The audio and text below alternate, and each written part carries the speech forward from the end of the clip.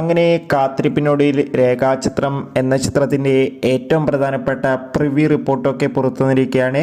ആ ഒരു അപ്ഡേഷനാണ് ഇന്നൊരു വീഡിയോ ഭാഗത്ത്. വീഡിയോയിൽ മുൻപ് വീഡിയോ ലൈക്ക് ചെയ്യുക, ചാനൽ സബ്സ്ക്രൈബ് ചെയ്യുക. ഡിസംബർ മാസം OTT റിലീസ് ചെയ്ത ചിത്രങ്ങളും ജനുവരി മാസം ഇനി അങ്ങോട്ട് OTT റിലീസ് ചെയ്യാൻ പോകുന്ന ചിത്രങ്ങളുടെ വീഡിയോ നമ്മുടെ ചാനൽ ഭാഗം പരിശോധിച്ചാൽ നിങ്ങൾക്ക് കാണാൻ വേണ്ടി സാധിക്കുന്നതായിരിക്കും. ആസിഫ് അലി, അനശ്വര രാജൻ എന്നൊക്കെ പ്രധാന കഥാപാത്രങ്ങളായി വരാൻ പോകുന്ന ചിത്രമാണ് രേഖാചിത്രം.